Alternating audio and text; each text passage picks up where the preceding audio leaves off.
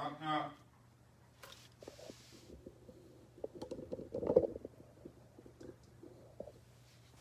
Good morning. Good morning. A little chilly. Willie. Good morning, Little chilly, everyone. Willie. Good morning, everyone. Trying to get these clocks up in a minute. Yeah, hit the like button too while you at it. I'll be watching that YouTube stuff. Hit the like button while you at it. And What like button? Oh, when they record it. yeah. Hit the like button. Everybody in the building. Good morning, everyone. Welcome everybody to another Coffee and Conversation. Good morning. My name's Michael Williams. I'm one of the recovery coaches at Capital Recovery Center. That seems like the hardest thing for me to say every week. You're not alone. I'm also one of your Capital Recovery Center coaches as well. My name is Craig, and welcome to a beautiful morning. It's a little chilly, like Mike said, but welcome. Good morning, I'm Karen, also a Capital Recovery Coach. All right, we got a nice, beautiful day. I'm glad y'all can join us. It's always an awesome time for us today.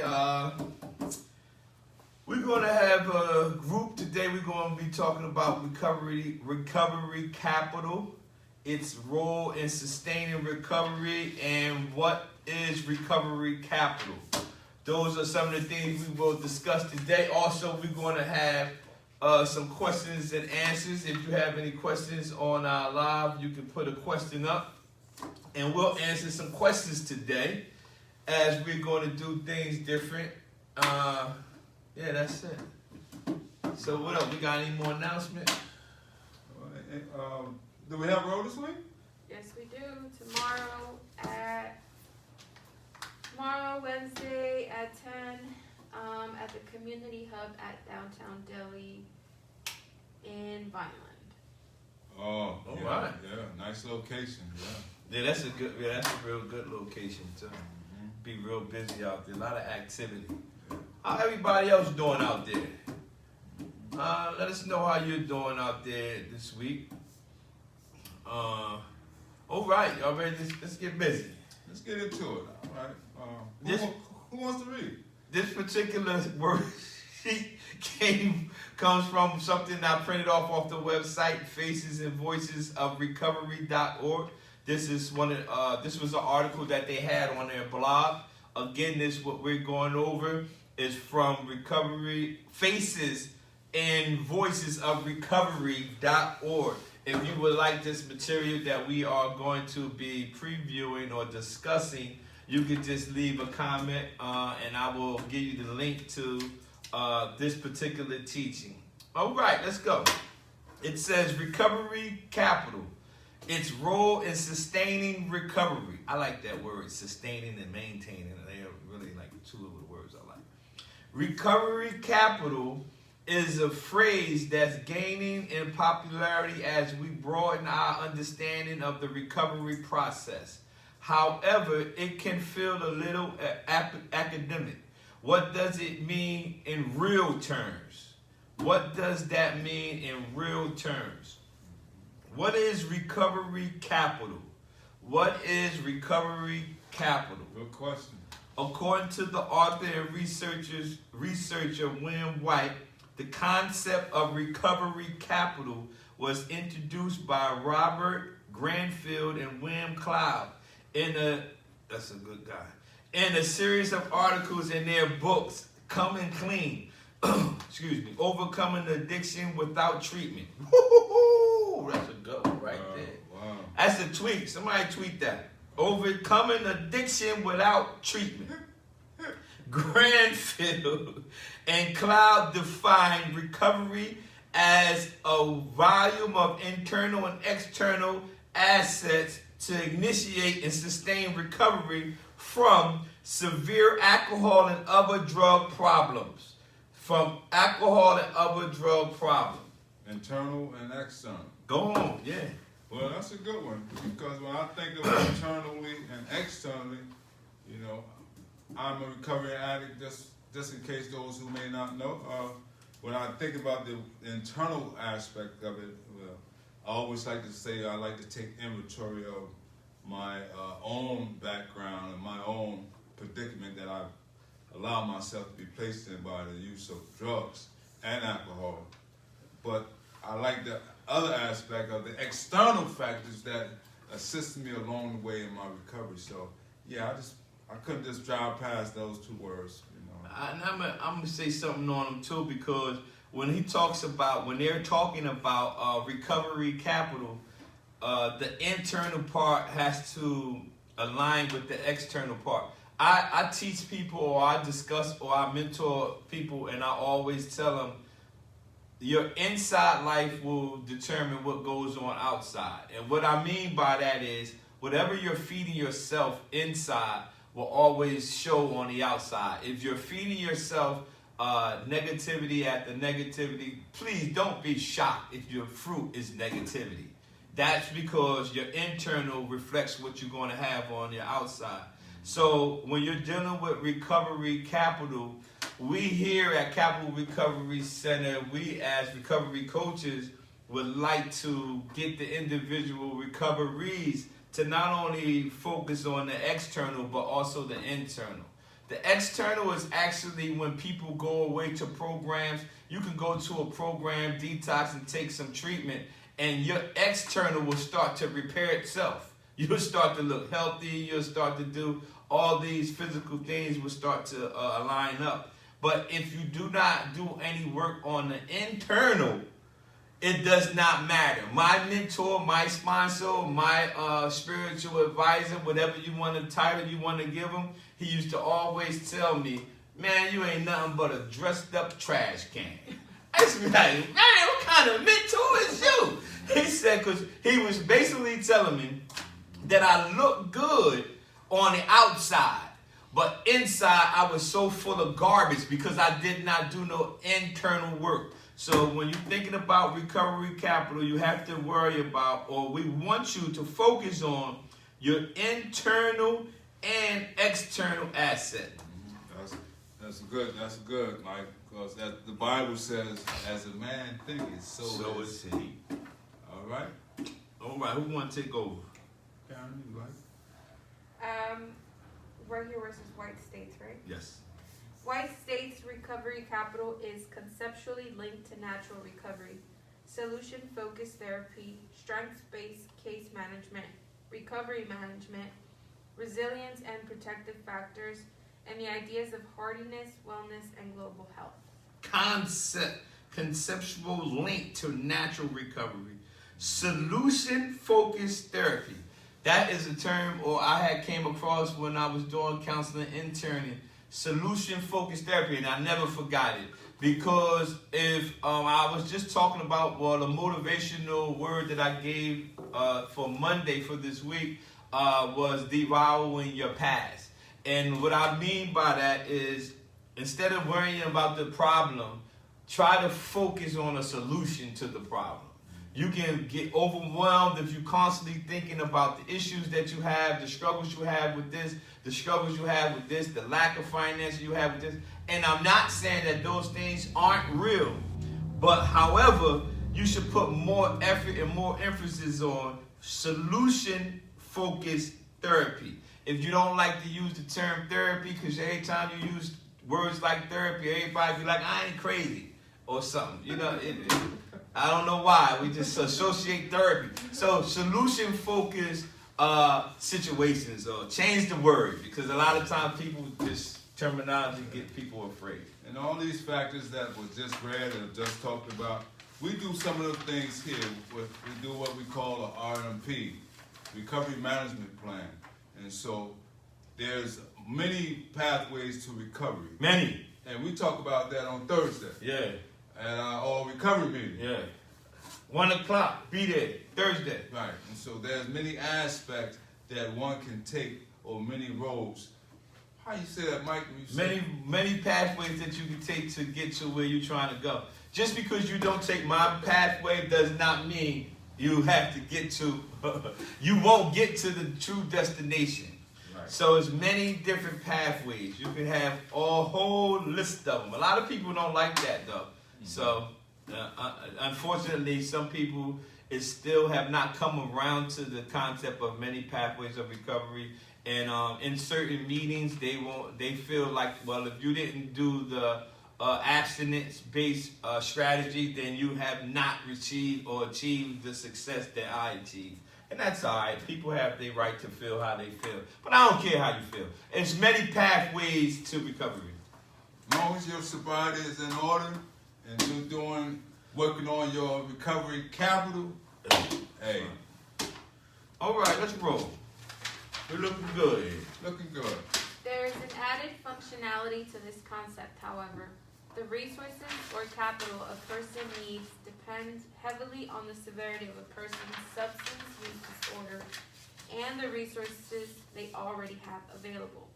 Say a person has severe substance use disorder but little recovery capital.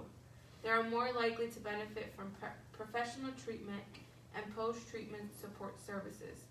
However, a person with moderate or severe substance use disorder and high recovery capital may require fewer resources to find and maintain recovery. Here goes my favorite word. He got a favorite word too. I got a favorite word. Mine's is maintain. Holistic. And I forgot terms. I'll get it soon. But listen, we have favorite word. We're gonna do motivation on our favorite word. But listen, she says a mouthful right here. She says that a person with moderate or severe substance use disorder,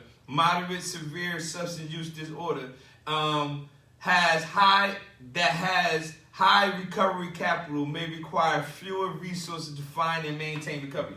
That means, Craig says it all the time, some people don't have a support system, but some people may not have a lengthy or an extensive support system, but they have some.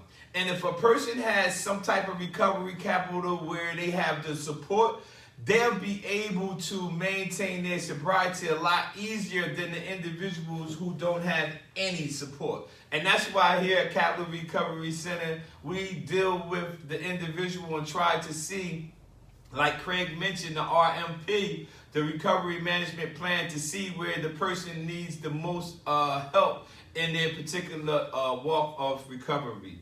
But again, when it says that if you have a high recovery capital may require fewer resources, that's just what it is. Recovery capital, if you have a high recovery capital, that will be the less things you need to help you maintain. Man, that's well spoken, Mike, because I was going to say something similar, but you summed that up perfect. You summed that up real good, because there are some people who that requires a lot of hand-holding, and don't take that as offense when we say require a lot of hand-holding. Yeah. Just like Mike was saying, some people just going to need more support, and that's why we're here as recovery coaches. It's okay if you need more support. Don't feel down on yourself if you see somebody succeed in their recovery walk and you feel discouraged because you see that they have the support that you don't have. Because honestly, a lot of times when you're in a substance use disorder or you have this substance use issues, we destroy our resources. So it's okay. I destroyed a lot of my resources when I was actively using. And I just thank God, the God of my understanding, that some of those resources maintained during the process that I was, not some of them, one of them resources stayed with me along the journey until I got it together, because I burnt every bridge. So I'm saying that to say this: if you don't have the resources that you need to help in your sobriety or maintain your sobriety, that's why you have to reach out for sponsors, recovery coaches. Come to Capital Recovery Center. You can come check us out. Look us up online. If you need a recovery coach, we are here and we will help you maintain or develop your recovery capital. Let's go. So what are the different types of recovery capital? The first one is personal recovery capital. This includes an individual's physical and human capital. Physical capital is the available resources to fulfill a person's basic needs, like their health care, financial resources, clothing, food, safe and habitable shelter, and transportation. Human capital relates to a person's abilities, skills, and knowledge like problem solving, education and credentials, self-esteem, the ability to navigate challenging situations and achieve goals, interpersonal skills, and a sense of meaning and purpose in life. Wow, that is so good. Personal recovery capital. And she said personal recovery capital is available resources to fulfill the person's basic needs. If the person's basic needs, this is awesome because I believe that they put that number one, because if a person's basic needs are not met, trying to get a person to walk out their sobriety or walk into a life of recovery or live a life maintained in recovery, it will be real challenging. That's why personal recovery capital, which deals with the basic needs of the individual, is very important. It deals with clothing, safety, shelter, transportation, health care. All of these things are basic needs. Not only for a person in recovery, these are basic needs for everybody. So it's not just if you're in recovery. And also human capital. You know, a lot of times people have a hard time navigating. They use the word here, I believe it says a person navigating challenging situations.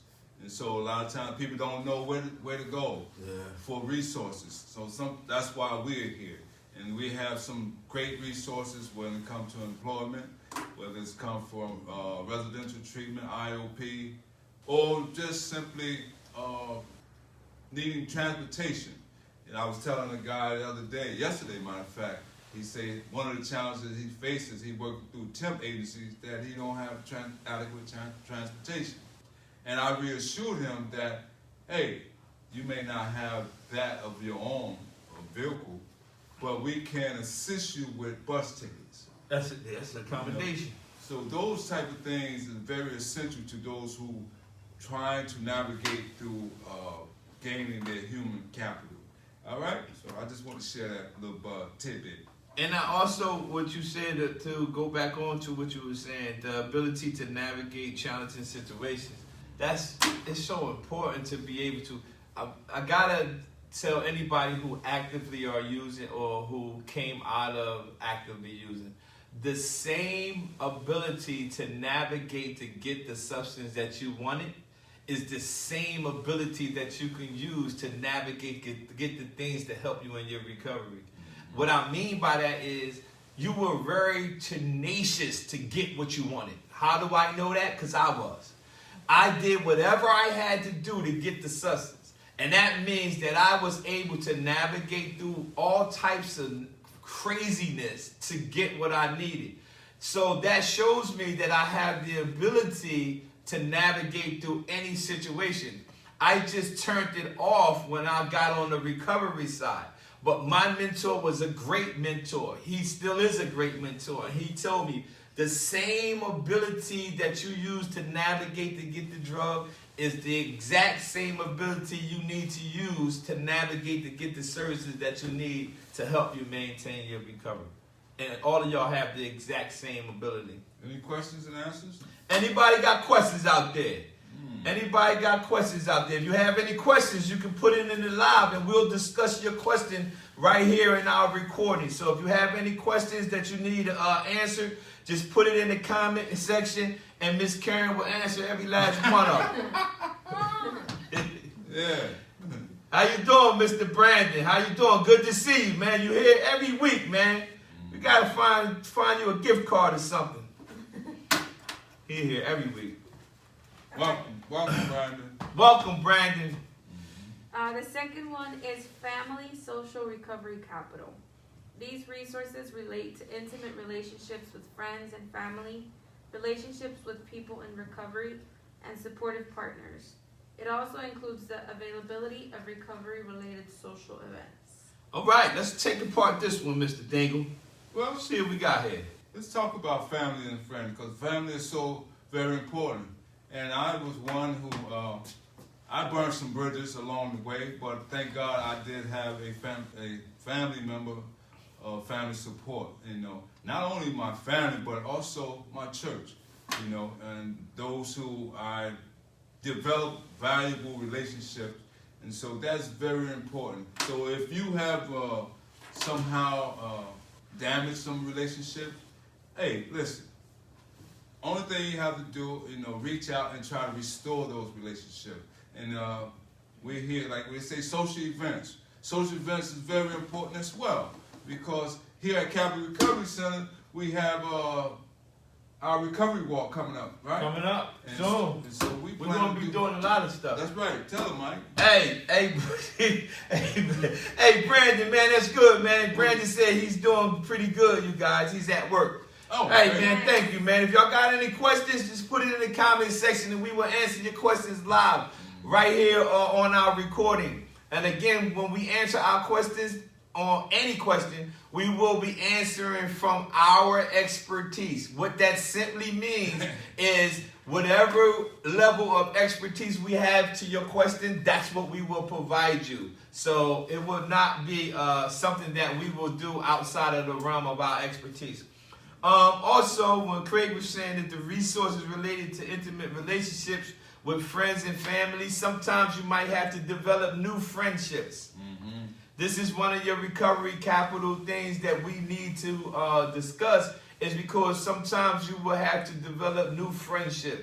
Do you get rid of all old friendships? That's always debatable to me. It's because it's up to each individual, I believe. I still have the same friends that I grew up with. However, the ones that are not going in the path that I am going in, I only deal with them in my terminology, this what I'm about to say, on my turf. And that's just simply something that I protect myself in. So you can develop new friendships and you can still have your old friendships, but I will caution you to be on your turf. All right. The third one is community recovery capital. This includes attitudes, policies, and resources specifically related to helping individuals resolve substance use disorders. Community resources are vast. According to White, they can include recovery activism and advocacy aimed at reducing stigma, a full range of addiction treatment resources, peer-led support such as mutual aid meetings that seek to meet the diverse needs of the community, recovery community organizations, recovery support institutions, educational-based recovery support such as recovery high schools and colleges, recovery housing, and recovery ministries and churches, visible and diverse local recovery role models, and resources to sustain recovery and early intervention programs, like employee assistance programs and drug courts. Well, that's a lot. Yeah. That is a lot. But you need the community recovery capital. Yeah, and just the one I enjoyed all of them, but peer-led support. And that's what we are. We are peers of those who are in recovery. And so we like to encourage people. We're not sponsors, we're not counselors, we are recovery coaches. However, we encourage you to be empowered with some type of NA or AA type of community setting where you can be supportive or advocate to those who come along the way or those who may be struggling with their recovery. And I like all of them as well. And I really like the number 5, recovery support institutions. This goes back into the multiple pathways of recovery. The recovery support institution includes educational-based recovery supports, high school, colleges, recovery houses, recovery ministries, and churches. The reason why I like that is because when I came from a program called America's Keswick County of Mercy, I went to my church, and my church had a recovery ministry, and it's called Living Victorious. And that particular ministry that I went to had it was a recovery support institution. It was individuals who had the same type of, not just a drug issue, but they called them strongholds, which is basically addictions. But that institution helped build me up in my recovery capital. So all those listed things about community recovery capital, there's so many things available to you to help you in the process of maintaining your sobriety, that you just have to find one that works for you. All right. All right. And then the last one is cultural capital. These resources resonate with individuals' cultural and faith-based beliefs, such as resources for Native Americans and people in the following faiths: Christian, Islamic, and Jewish. Cultural Capital. You have to be culturally aware of individuals we are dealing with. I'm a Christian. My faith is Christian, but I don't force my Christianity on anyone. It's their individual choice to believe what they believe. I might discuss and say if they ask what I believe, but normally I don't have to tell nobody what I believe. I wear it on my sleeve. So I never actually have to tell people what I believe in. They already see how I live my life, and they say, this is the type of life that this man has lived. But culturally, I'm culturally aware of other individuals' beliefs and backgrounds. And this is something that you have to have as cultural capital. And not only as a recovery coach, but also I was telling somebody this morning, we were talking about taking college courses, and one of my favorite college courses I was telling them was cultural diversity. Good word. Good cultural word. Diversity, it helps me to get rid of a lot of my biases or that I may have of someone else's culture. But it is something great that you can incorporate or understand different cultures and different people's background, and be more willing to accept them as who they are as a human being. So, and that's good with educating yourself too, because every culture has different things. You know what I mean? Like some in a treatment side, where you ain't supposed to take gifts from a client or something like that. Right. But I believe some Spanish people give gift as like thank you or something. You know what I'm saying? But so it's not to go against. Not offensive. But if you don't know the culture, you be like, no, I can't take it, and then you actually hurting their feelings doing it. Yeah. Instead of just taking it and probably giving it away to somebody. But anyway, it's called cultural diversity. It's a good word. It's a good word. But we was just talking about cultural capital. Next, it said, what are the benefits of recovery capital? You want to read? Sure. All right. Put simply, recovery capital can help sustain recovery and reduce risk of returning to use by increasing a person's support system. Again, support system here. Recovery capital can determine the success of the natural and assisted recovery, improve coping strategies, and enhance the quality of life in long-term recovery and in addiction careers. We must be mindful of increasing resources to, what's that word? Marginalized. See? Yeah. Thank you, Lord. Communities when addressing recovery capital. So it's very, very important. It was just basically talking about your support system, and it will determine your success about who you have around in your particular circle. So it's important. And it also reminds us of the increasing resources to marginalize. That means to basically keep us in a box from extending the help that's very much needed in our community. So we have to stay on top of this because there's so many issues or so many needs that people are facing, whether it be from homelessness, reentry, recovery, We offer those. mental health.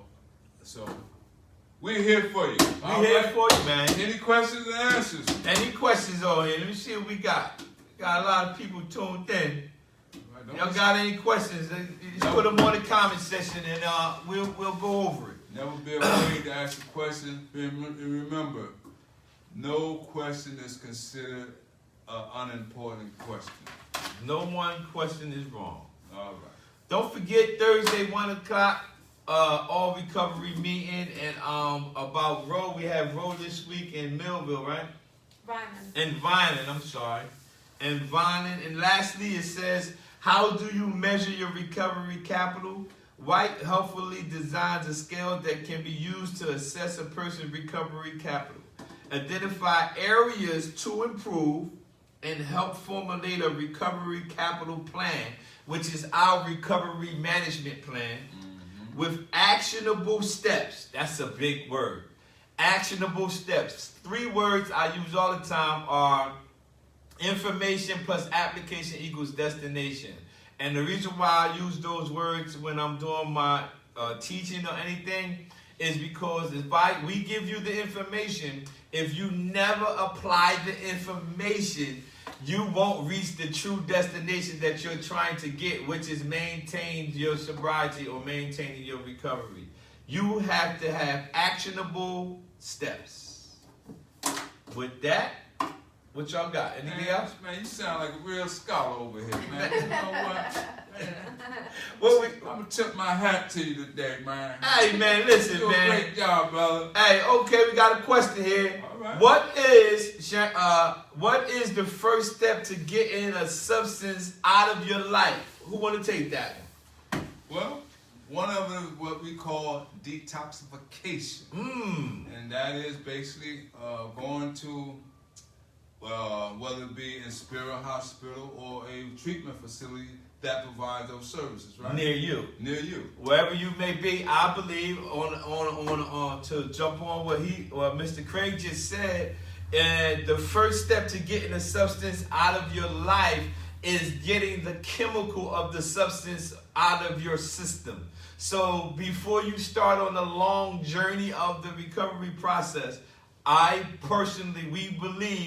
recommend a person to get the substance out of them first. Because if you're just trying to go about a lifestyle change and you still constantly putting the substance in your body, then it's going to be a very challenging thing. I know some individuals who have never went away and have maintained a recovery lifestyle. I just was never that individual. So I don't know if you are that individual. I needed to get the substance out of me first. And then I started the process to go to, I have 13 years removed. But the first thing I did to get the substance out of my life was go to detox. And after I went to detox, I started to build my spiritual foundation. And another thing, I learned this in therapeutic community for treatment, is that a lot of us who are addicts or recovering addicts, sometimes we still hold on to some thinking. That's true. And we're very manipulative, and we have these distorted thoughts. And Mike shared it once before that, well, only thing my drug, I just use more cocaine, and so I don't have a problem with alcohol. But a drug is a drug. No matter what, a drug is a drug. So all of it, we recommend to get everything out of the system first. Yeah. And also, by you saying, or I'll ask you the question, what's the first step? You already understand that you have that particular situation. That's the issue. That is the first step. The minute that we are powerless over a substance and our life has become unmanageable.